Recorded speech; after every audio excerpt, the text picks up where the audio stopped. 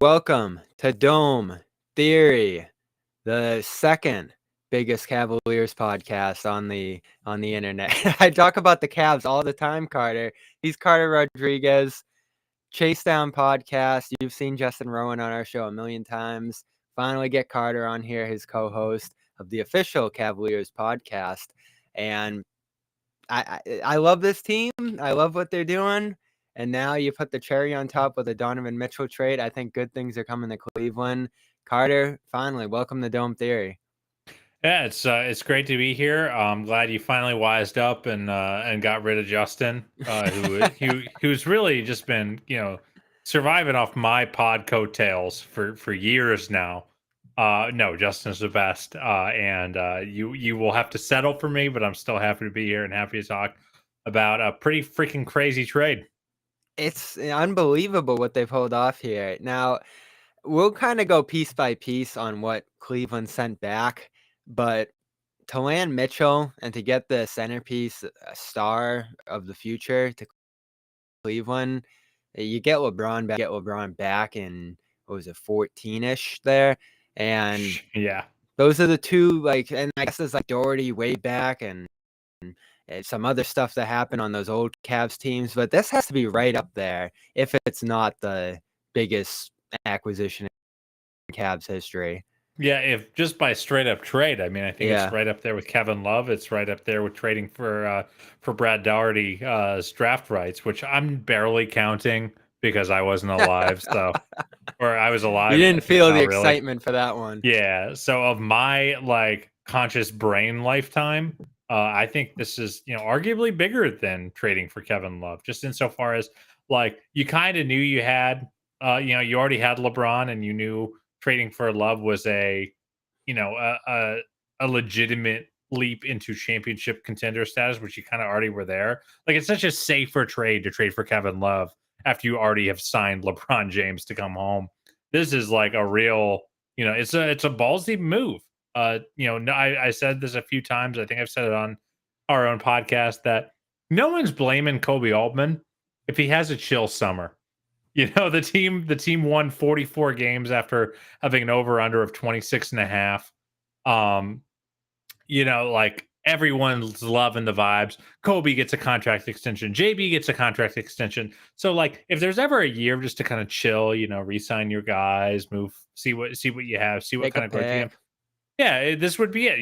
You draft a guy like Ochai Agbaji, who is a high floor, low ceiling pick. Okay, I guess they're just gonna have a chill summer. Guess not.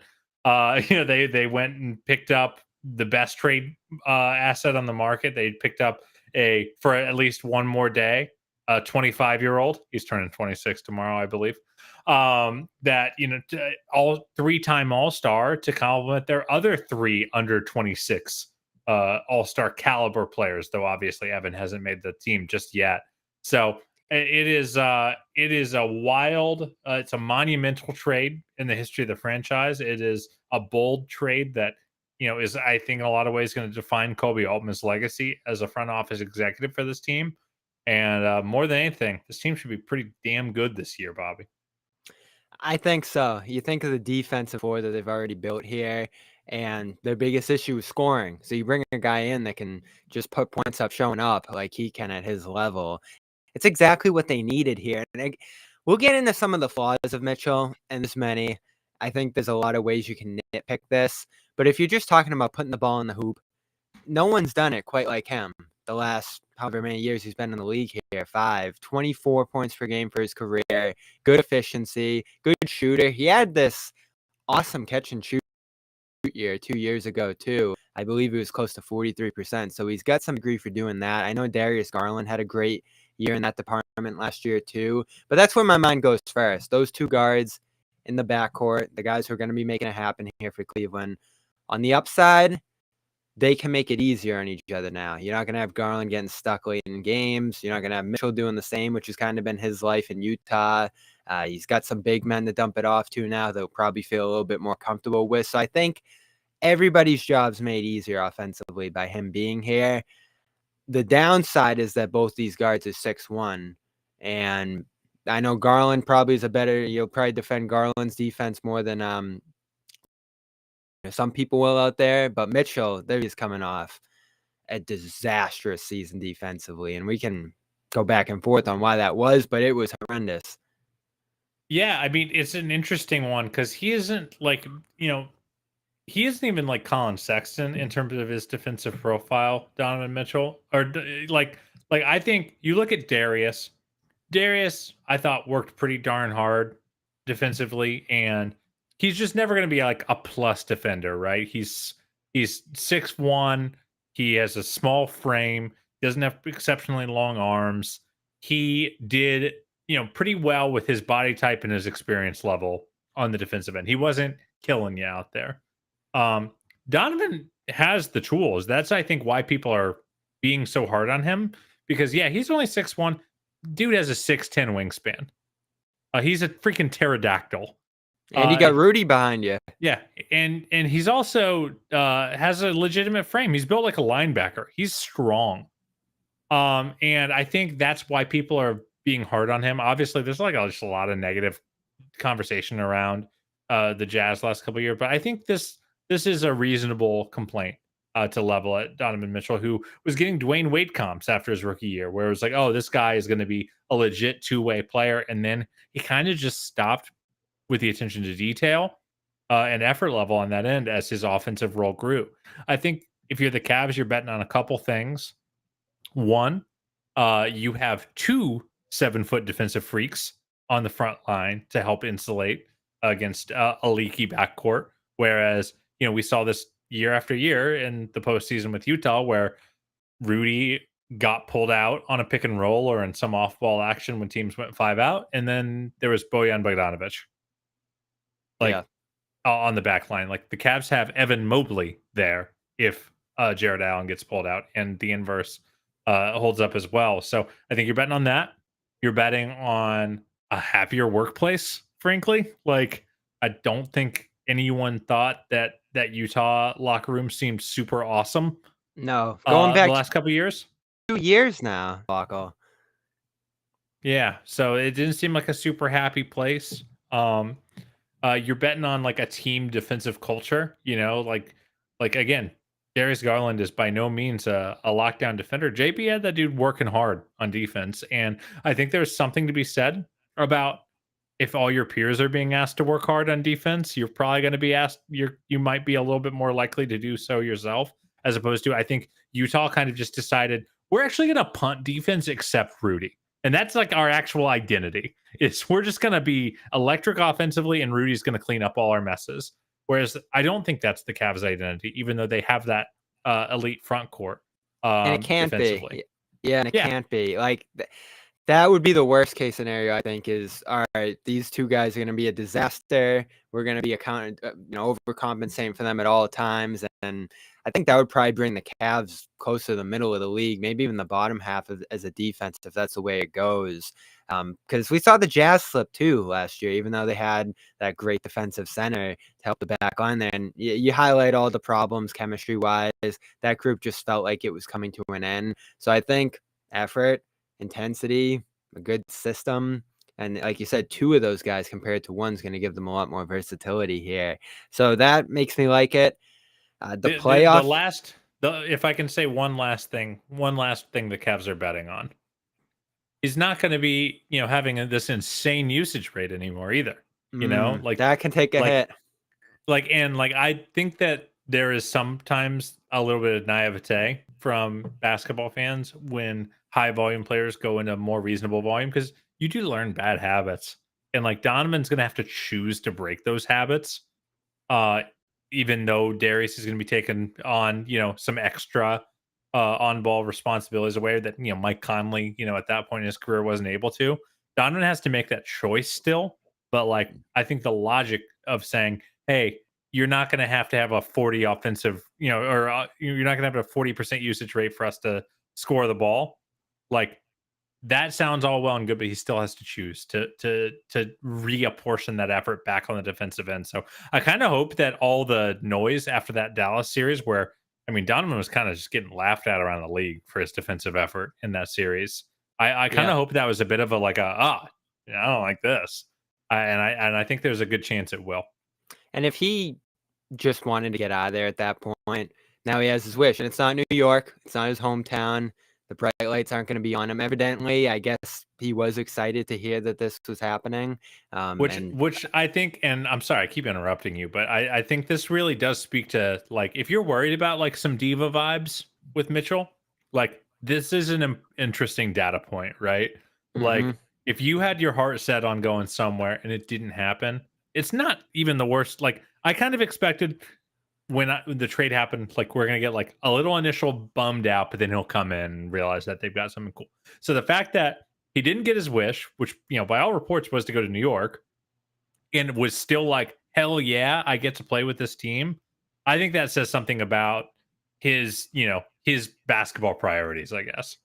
Well, you have to be excited, and I don't know how much this is going to shake out, and it's going to take time, right? And you guys talked about this in your reaction on the chase down, is that this might not happen year one, and it doesn't need to because of his contract, because of the long time span that they're going to have with these guys. They just need to take a step, and I wonder how much the role step is going to come into play here, because there's a team where Garland's got the ball in his hands all the time. Year one, divvying that out could help him to some degree, but does this become Mitchell's team? And is it a high volume right from the start? Does that work for everybody? You don't have a ton of guys here, fortunately, that need the ball in their hands to succeed. It's sort of just those two guards figuring it out right away. But I think that's always a question when a star comes to a new team, especially a team like this that already was starting to do a few things last year. I'm not saying that they were contending, but they figured it out as a group.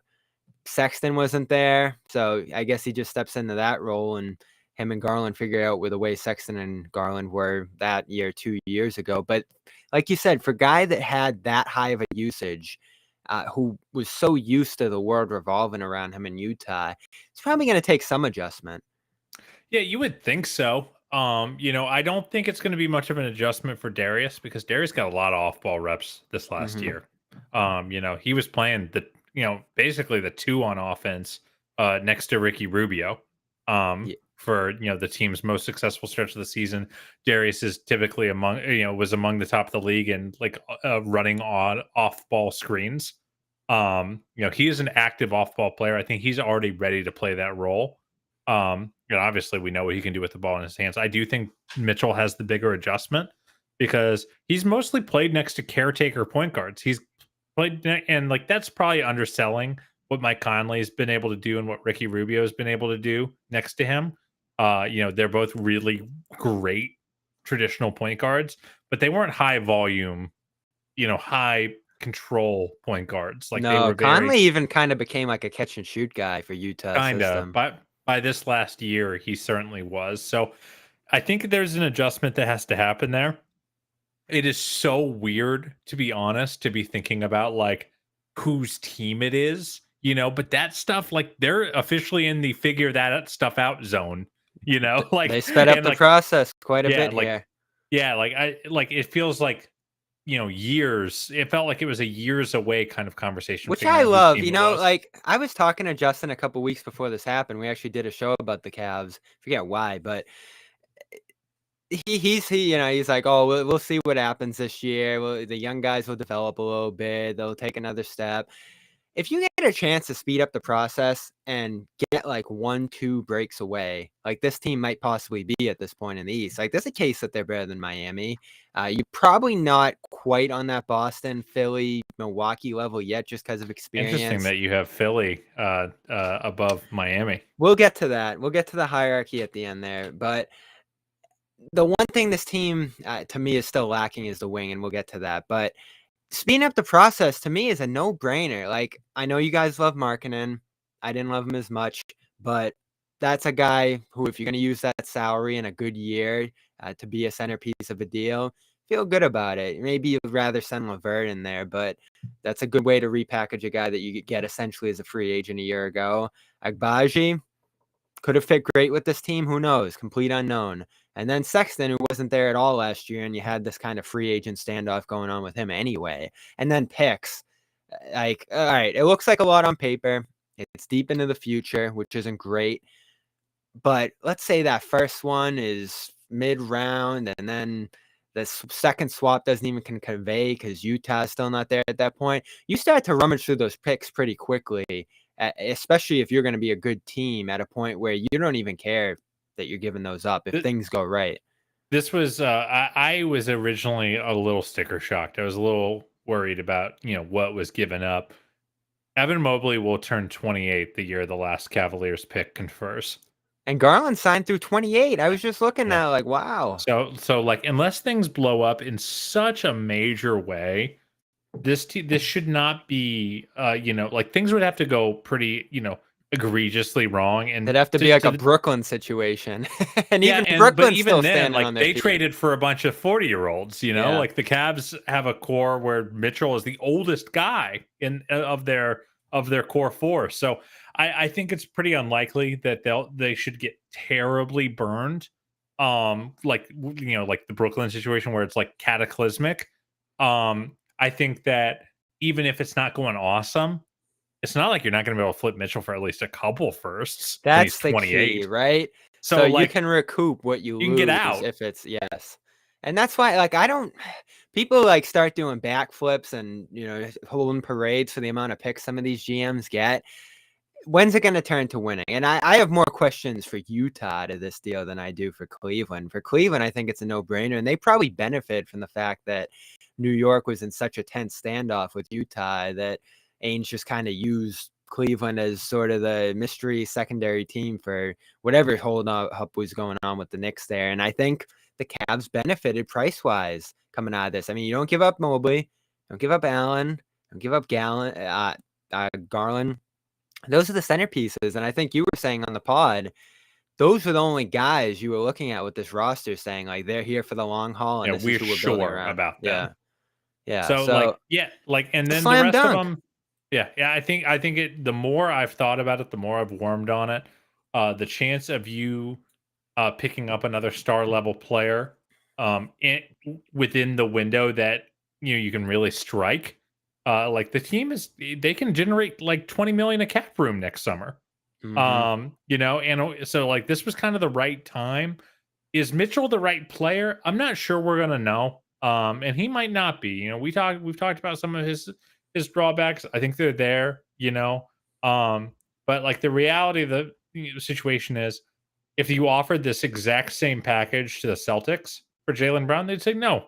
That's not where we are as a franchise right now. If you were to offer the same set of package to New Orleans for Brandon Ingram, they'd probably say no because they're in a different place as a franchise. There aren't a lot of 26-year-old 3-time All-Stars that hit the market, and you don't always get to pick exactly the archetype that you want. So like, especially if you're Cleveland. Yeah, especially if you're Cleveland. So like, I think given the opportunity cost, which is really, you're swapping out Markkanen on court for Donovan Mitchell on court compared from last season to this season because Sexton, played so few and Ochai hadn't played at all yet. It's down to think about. Yeah, and you look at the outlay of picks, and it's like, yeah, it's about what it costs, and you're probably adding role players in hopes of conglomerating them for a Donovan Mitchell level player anyway. So like, is this team a title contender after the trade? No, but like, you're not going to be that unless Evan Mobley becomes a top 10 player anyway. So like, in a lot of ways, I think a trade like this is them saying, yeah, we think we at least have a couple all NBA guys among our existing core three, and we're just adding a 3-time All-Star that has scored 57 points in a playoff game to that core. So that's where I'm going to go on a downside again, because what worries me about this group, and you're right, I don't think they're ready to win a title yet. I don't know how they'll get there. And one of my big problems here is, yes, they have cap space. They have a lot of trade flexibility when you think of that number that LeVert and Love can get you to. There's still a few picks you can play with there in the near term, though those won't be nearly as valuable now.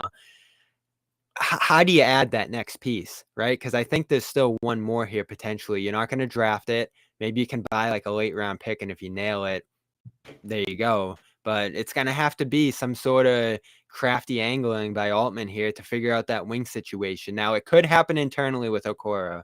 I think he's such an interesting guy here because he is that wing. It's not LeVert. He doesn't have the size to play that position, I don't think, and certainly not the shooting ability to do it. Okoro hasn't shown that yet either, but what's he, 22? And I He's just young too. loved him. He's like 5 months older than Evan Mobley. And I loved him as a draft prospect. I felt like they got him in a great spot. I, as the Celtics, would have even tried to move up to get a guy like that, given his attributes and just how much upside and room he had to grow there. But last year wasn't great. The shooting numbers look better than they actually are, just based off like how open he is, it seems. And if he's going to be that guy who the ball gets funneled to again and again, or maybe other weaker defenders get stashed on here, you know, Mobley's not a shooter. Allen's not a shooter. They don't have great wing depth behind these guys even. That's what worries me with this group, is that position on the wing where, like, you know, championships are built. LeBron, you know, Tatum this last year, Wiggins stepping into that role for Golden State, Giannis. That's where it seems like championships are formed, around that wing player. And this team just doesn't have anything close to that level right now. And I don't see the path to get one.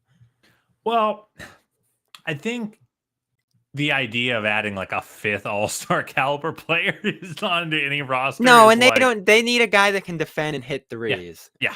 So I think there's a couple roads. Like, yeah, I think you can probably get you know, a really good low volume small forward for the cap space they're gonna have. You know, I think that this next summer, you know, Justin, for example, has his heart set on a guy like Harrison Barnes. You know, not a star by any means, but a guy who can defend, hit threes, and, you know, switch up and, you know, create that kind of versatility. I think there's also roads to take on, you know, I just said this on another podcast I did, but, you know, I think there's also room with this cap flexibility with the players the Cavs have to maybe take a swing on someone who's a bit of a distressed asset, you know, someone like Gordon Hayward, you know, that where do the Hornets really want to pay $60 million over the next 2 years to Gordon Hayward? Where they especially are if they in the start East, struggling. Yeah. you know, maybe you can even get a pick for your trouble taking on someone at that price point. Like normally, if you want to salary dump someone for 30 as you know 30 million over 2 years, over you know 60 million over 2 years, you typically have to give up something. So like maybe they take a swing on a player like that that's like not perfect. You know, like a guy like 32-year-old pretty beat up Gordon Hayward isn't exactly the bell of the ball, but for what the Cavs would need him to be, which is good He'd be a switch dream defender, for this roster. great, you know, can run a pick and roll, can lead second units. Like that kind of guy, I think is available. And like, you know, there are wings at the mid level every year that can play good basketball. And that's really all the Cavs need is someone who's smart and can play good basketball. So I think Okoro, there's a chance for him to get there. Again, he's improved. And I've said this on our pod quite a bit.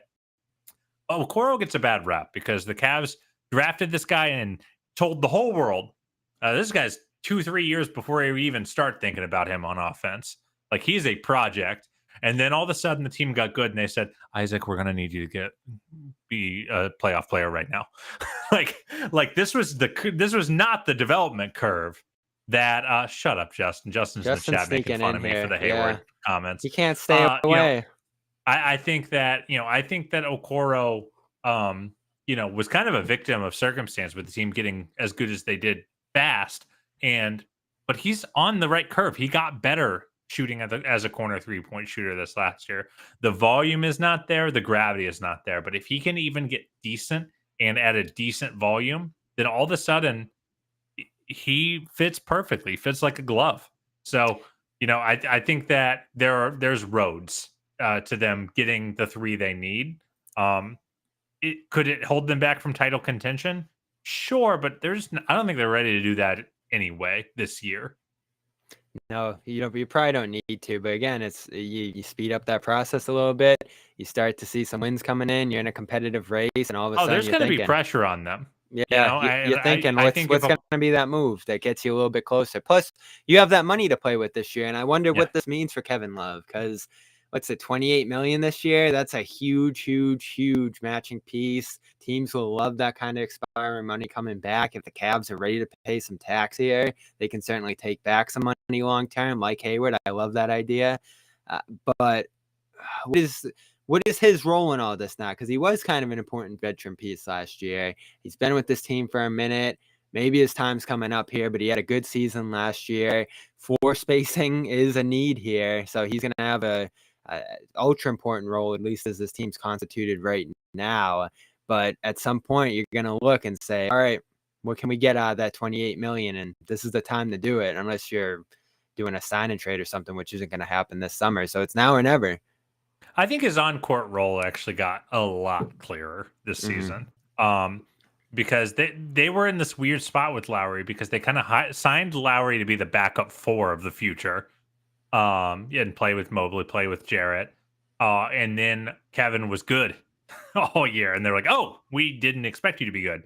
So it was this weird spot where if they were going to keep Lowry and eventually upgrade on Lowry in the starting lineup at 3, someone was going to be the odd man out.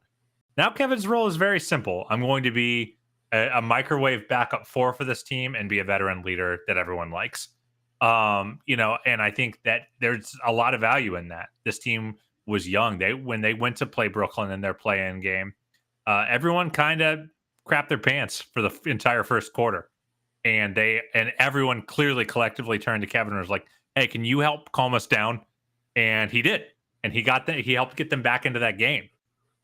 So like he adds a lot of intangible value and tangible value. By the way, second place in 6th Man of the Year voting last year. It's not like he was just like a pleasant surprise. He was actively That's very the tricky thing, though, good. right? Because he can be really helpful right now, but he's on the older side. That contract's coming up. Maybe it's like a Horford situation that I've been thinking about with Boston, where that comes up. All of a sudden, this $30 million guy who was really helpful for you is back at a minimum or mid-level kind of contract. And then you're like, wow, this is all just became this much more valuable to you. But that cap slot's important when you're a team that's over the cap.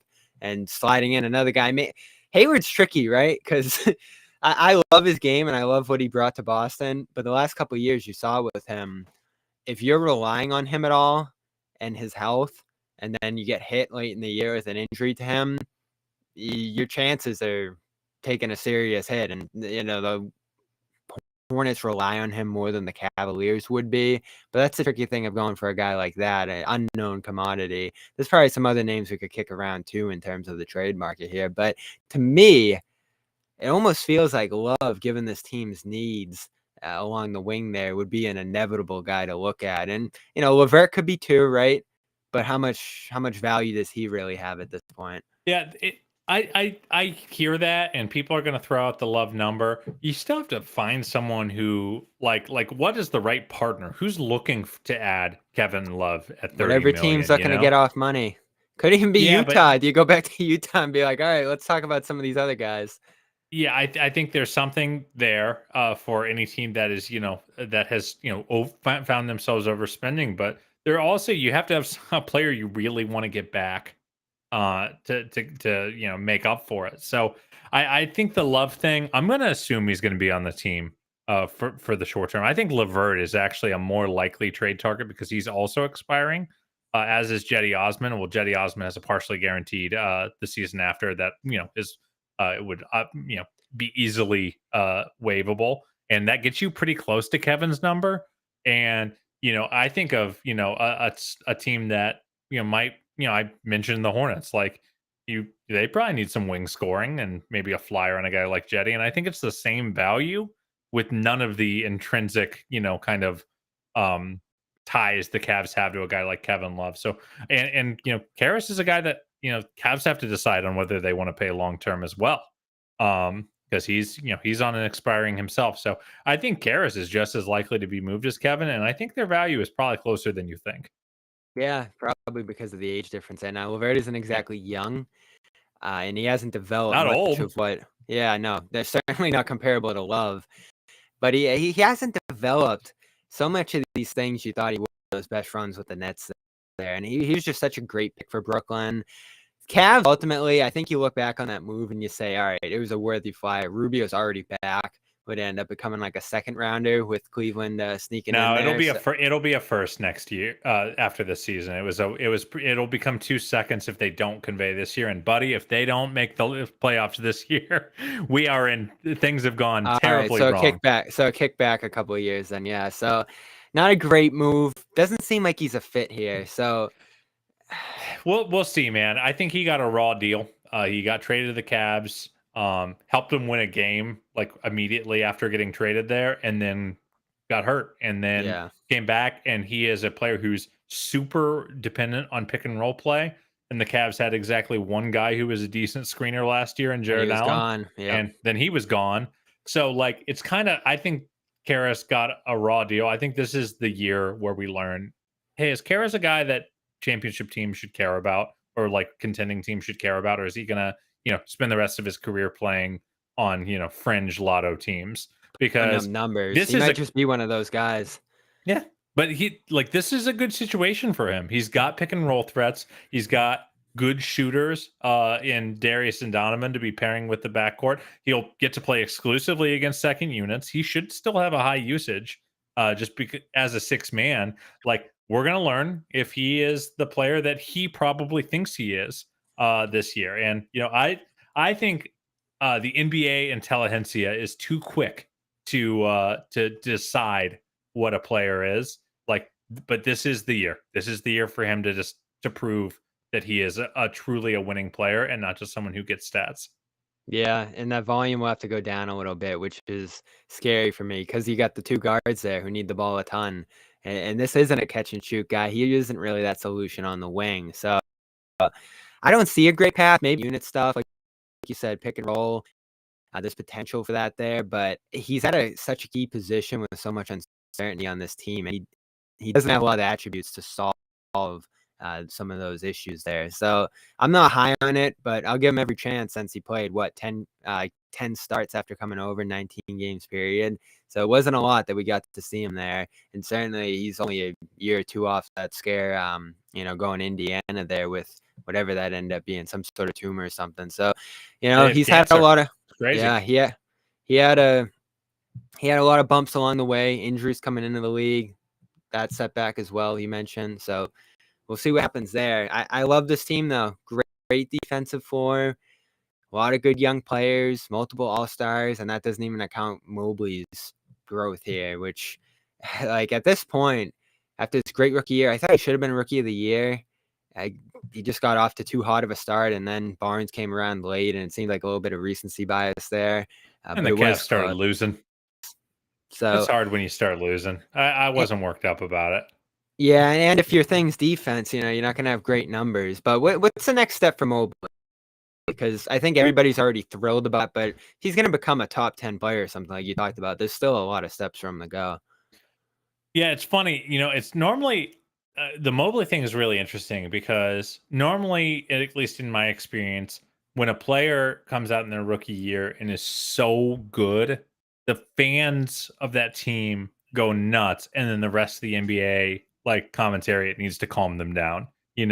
Like I feel like that was the case with Kyrie. That has been the case all over the place. Like it's typically like the wider NBA is the one that tends to be more sober about a player. Sometimes I feel like I have to explain to the wider NBA like the places where I still see Evans' game needing to develop, because like I think that he's such a flashy player that has such a high ceiling on a game to game basis that you go, oh man, this guy's already Tim Duncan, and he's not yet. Yeah, I think he can. I think he can be a Duncan-esque player in the league. I think he can be a top 3, top 5 player in the NBA. But he has a lot of room to grow, both from a skill perspective. Like Jackson Frank wrote up a really good piece about the way that his handle, which it looks really nice when he gets moving in the open court, but when he gets pressed, he picks it up right away. His handle is not as good as it's purported to be. I think he can work on that part of his skill game. The jumper looked really good at certain points. He also shot 25% for the season from 3. He's clearly been working on that a ton in the offseason. And then there is a lot of just strength stuff. He still has a kid's body. I don't expect him to ever like bulk up, and like, they don't do that anymore. He's so fortunate he has Allen next to him. Well, like what a blessing to end up next to a guy like that. Yeah, but he doesn't have like that functional man strength yet. You know what I mean? And everyone thought that was going to limit him on the defensive end of the ball. I don't think it did, except in very rare circumstances. I think it was on offense where his lack of heft really hurt him. He got pushed off his spots a lot. when he didn't get there first, he couldn't get there a lot of the time. Like, and it forced him to kind of use his arms and his length to try to generate some weird angles that affected his ability to score at a high level and create offense at a high level. And it's not for lack of trying. This is not an Anthony Davis thing where you're watching him going, "Can you please put your shoulder into someone?" No, like Mobley wants to play physically. And when he does have the strength advantage or a size advantage, he has a bit of nastiness to him. He just doesn't have the tools yet to move those guys out of the way and generate those clean, easy looks where he can use his elite level touch as a big man. So I think once he gets stronger, once the jumper gets a little bit more consistent, and then the handle gets cleaner, and I think that'll come. I think the handle gets easier once guys respect other parts of your game a little bit more on the offensive end. But like, it's a weird one where so much with young players in this league, you see the skill so far in front of their feel. Like you have guys that come into the league that can shoot the hell out of the ball. They can dribble the hell out of the ball. They might even be able to pass, but like all the little idiosyncrasies of the game, they're not there yet. Evan is the complete inverse to me, where his feel is elite, elite, elite. His positioning is elite. His understanding of the game, the way he attacks 4-on-3s when he slips a screen, and can read the floor in front of him. That's all there already. It's the skill stuff. It's the body stuff that needs to get there. And that's why I'm so confident in him as a eventual top 5 player, because like all the stuff that he needs to work on just takes time, practice, and growing into his body. But I think he is already a basketball savant. And I, as a consumer of basketball, I very much am biased towards basketball geniuses. And I think he's one of them. Yeah, and I like that you threw Davis out there, because the little steps Davis took early on to adapt, I think he could probably do similarly. Like Davis that first year with New Orleans, it was a bit of a defensively, and he had that great defensive acumen coming in, and he certainly showed it as a rookie. But he had to step out and hit those mid-rangers, and then he got rid of that really, really fast. Eventually had the three-pointer, and then he just had this great array of attributes on the offense end that made him one of the better players in the league. You could definitely see Mobley taking that same trajectory. Yeah, the only thing I'll say is I don't know if Mobley is going to be a high volume scorer the way Anthony Davis became that. I think Davis has such a scoring mentality. And he became a great shooter at his prime. For big stretches, Davis became a great shooter. A guy who really looked an elite foul drawer. That's another great skill of Anthony Davis. I just don't know if that's Mobley's demeanor. Mobley is such a connector. I think of him. I watch him the way, like right now, the way I watch like late stage Tim Duncan, stretches of Kevin Garnett, where they could be the best player on the floor and score 22 points. And I think that's often good. That's the way I see Mobley's career going, especially now that he's that could be his role on this team. Yeah. Yeah. And especially on a team with Darius and Donovan, who are going to score a lot of points. I just think he will always make the right play. And, and like, I remember early Garnett, that was kind of a dig on him sometimes, is like, he was such a basketball genius offensively that he, sometimes wasn't the high volume scorer that Minnesota needed him to be. I think I see some very similar future in Evan, or I see a similar future for Evan, because I think he thrives as that connector. And how many players can be a top 5 player averaging 23 points a game in the modern NBA? Not many. No, I'm glad we're being Mobley, Duncan, Garnett, Davis. And again, I led this talking about the stuff that he's not that good at yet. Like, and that's how much I believe in him as a guy. Because and the other thing with him that's interesting is he is very soft spoken, but and kind of a gentle dude. He went on the Road Tripping podcast after he was first drafted with Richard Jefferson, Channing Frye, and I'm like, this poor kid has never been more uncomfortable in his life. These guys are such big personalities. He's clearly such a wallflower, but that does not extend to his basketball demeanor at all. And that's really exciting. Like, this guy clearly loves basketball. He loves playing with physicality. He's just a super exciting time to root for the Cavs, because this kid is so nuts. I want to give a quick shout out to our sponsors here before we stack up the rest of the East. I want to get into that quick with Kari here before we get him out of here. Of course, athleticgreens.com/Garden. We've told you about them a million times. 75 vitamins, minerals, antigens, different things to make you feel good, digestive help, immune defense, and they're going to give you some immune boosting vitamin D, 5 free travel packs with your first purchase for helping out us at the Garden Report. CLNS Media as a whole, so go check them out. They got a lot of great products to contain them in, drink them in. It's just one scoop, great flavor, and we've been using 2 months and feeling great. So athleticgreens.com/Garden. Go see if it's for you. The reviews are amazing.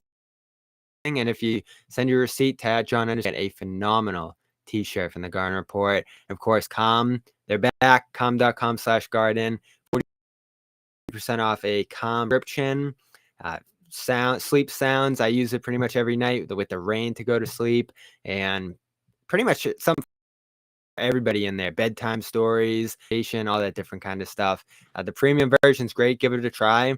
Again, you'll be helping us out here at CLNS Media. Calm.com/Garden. That's 40% off subscription. So, Kari, if we're going to stack up the East now after this trade, after pretty much everything's done now this offseason, I like the Bucks at the top.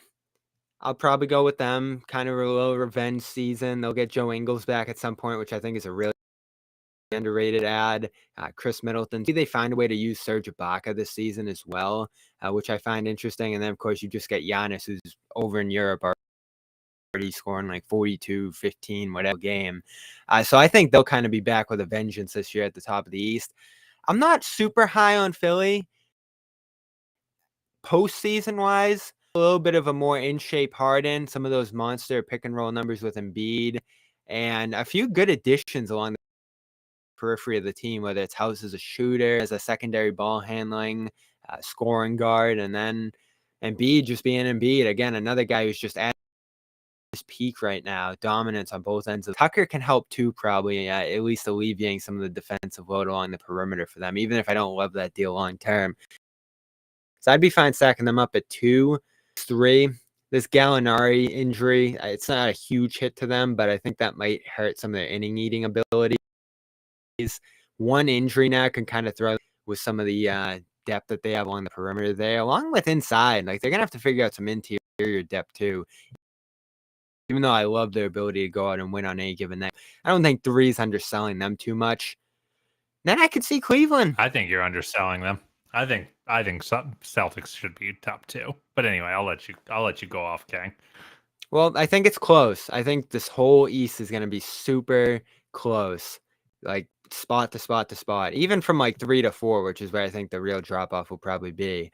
But how do you kind of picture that top 4 looking? I think I tend to go by tiers just because I think it is so tight. Yeah. Right now, I think tier 1, I have Milwaukee, I have Boston, I have Miami. Still, even though I, like you, am a little worried about I think they're probably the biggest swing potential in this group. And I have Brooklyn. I until I see them stink with that team healthy, I'm gonna assume they're good. Everyone talks about them being such a low floor team. Their low floor this year was 44 wins. Like, their nightmare year, their disaster season, 44 wins. So they won like 2 more games. They would have been like a 4 seed. So, like, I think people are underrating their ceiling, even though I think that, it could go really wrong. But I don't think Kyrie and KD are going to dog it. I don't think that they're at that point in their career where they're going to dog it. That's the thing. They're either going to be up there, those teams, or they're going to be gone. I don't think there's any in between where they're just kind of listless and mediocre. Yeah, they could like if they come out undogged, I think they could, certainly accelerate any moves. I kind of don't think I'm just gonna assume they're gonna be good till they're not. So I think, and I just think that talent level and the rest of that roster, which is pretty freaking good, by the way, it's not like it's just them and a bunch of schlubs. So I think that they deserve to be up there. I think it's a 4-team tier 1 for me, where it's very interchangeable. And then I actually have Philly down in tier 2 with uh Philly, Toronto, and Cleveland. Because of And Harden's I think, continued deterioration. yeah, and just I think Embiid is just as risky as, betting on Harden and Embiid feels not much less risky than betting on Durant and Kyrie. Like, I feel like those guys are, they're one injury away. I did like that Montrezl Harrell pickup for them. But, I think that, I think any of those tier 2 teams, though, can slot into tier 1 if things break right. Uh, if they break perfectly for those teams. And I think just about any of those tier 1 teams, with the exception of, in my opinion, Milwaukee and Boston, who I think are like tier 1 unless like nuclear cataclysmic terrible things happen to their seasons. But I think And then these 2. tiers are very flexible. Yeah, if they're So healthy, they're 1 and 2, I think. And the Celtics, I think their advantage against all those teams at the top, particularly there, is that their guys are out there every night. I mean, Tatum's going yeah, to play every they're game. young. Brown, barring some more hamstring issues, is probably at least 60 plus, 70 can pop up. And then those guys drive a ton of winning. And that starting lineup, too. I can't get over what they did there, winning 22 or 25. I don't want to like go to the moon on them yet, because I still think there's a few issues here to sort out. We saw the old Celtics pop back up during the playoff run that they Yeah, just avoided. during their finals run. So that could pop up again to start the regular season. Again, a slow start could really have you questioning the edges of this roster again, like Grant Williams or Derek White or any of those guys that really struggled deep during that run and hurt their spacing, hurt their offensive I just think ability. that's rich people problems, Bobby. Like, I think Could that's be. rich people when, like, But a I'm not lot here to of wave the flag. I yeah, gotta, nitpick a yeah. little bit here. I hear you, but I'm gonna wave it for you as a very well established Celtic hater. I think You love like this roster, then. yeah, a lot of 7th and 8th men start to look bad in the finals. Mm-hmm. There's no greater magnifying glass, especially when you're playing a defensively genius team like that Golden State team. Team that's won 3 championships. Yeah. Yes, and then also like I actually have been meaning to ask a Boston fan about this, because this jumped out to me, and this is the reason I picked the Warriors in the finals. Is during the year, Grant Williams said that Darius Garland was one of the hardest covers in the league for the Celtics, and that made me wonder: did this team like? They're kind of built to guard the Durants and Giannis's of the world. They're not as Right. built to guard these water bug point guards that are just constantly moving. Like, they kind of have these guys that are great for hefty, slower superstar wings. So part of me wonders like if they also just hit a really bad matchup in Golden State. Could have been, especially after that run where it's Durant, Giannis, and then Bam. So much of it was front court oriented defensively, and going double big is certainly part of that as well. But even their guards are big. I mean, Brown's a wing effectively, and Smart. I think that's always kind of been his MO. Is you almost feel better about him switching inside on 4s and 5s as you do guarding Steph Curry or someone like that, De'Aaron Fox. Those are kind of the guys that have given him trouble in particular over the years. And we've been talking about that for years on the Garden Report. In fact, he actually told us to shut the fuck up after we started. But that was, me. I interviewed him the other day. We're back on good terms. That Oh, actually that's wasn't nice. even me who said that. That was our co-host John on the show. But that was some of the things we were asking with Smart, during 2021, and then he comes out and wins Defensive Player of the Year. So he had the last laugh there. This defense, though, they're versatile, and you go against one of those quicker guys. You got Brogdon to guard guys off ball now, and White, I thought, was, for all his offensive issues, exceptional defensively on Curry early in that series, and then Curry figured some stuff out later. So they just have so many options now. Losing Gallinari hurts, They're but awesome. yeah, And I that's don't probably think the the guy. Gallo thing Yeah, matters at all. I really no. don't. I think that like I don't think he really fits their overall. I didn't like that fit for them anyway, just because their identity is not having weak links out there. And yeah, I guess TLDR, man, I think that those two teams are just so freaking good. And like, that's why, like, if there are any Cavs fans who think that this makes the Cavs an instant contender, like, do I think the Cavs can beat just about any team in the East in a 7-game series? Like, if things break just right, probably. But like, dude, some really good teams are going to go home in the first round of this playoff. So if you think Could be that the Cavs. Yeah. if anyone other than Boston and Milwaukee expect, and I think that's an important word, expect to win a first round series as a bare minimum for their season, like, I would caution against it, because it's going to be like, you can have an awesome year and go home. Well, yeah. So who would be kind of those 4 teams to round it out at the bottom there? And someone as low as 8 could still be challenging there. I think of the Bulls, the Hawks probably. I'm not like doing backflips on them either, even with the Murray addition there. I actually want to see what Murray looks like outside of San Antonio, but they're probably in that mix now. I think Cavs are I think probably there's 8 firmly above the teams. playing line. I think there's 8 teams right now in the East, and I think that I had to just power rank it, I would go Milwaukee, Boston, Miami, Cleveland. I'm putting Cleveland above Philly and Toronto. Then I'll go Brooklyn.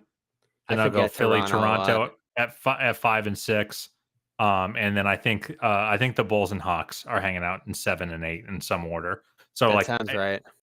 I think everyone else, I'm just frankly, like, I'm not that, inspired, and I think I must have left someone off, because there's 9 teams. I think the top 9 teams in the league in the East last year are still the top 9 teams, and Charlotte, New York, Washington, Indy, Detroit, Orlando, like, they're just not in the same league. So someone is gonna, not even make it into the top 8. If you had to make me pick right now, I would pick Chicago to fall out.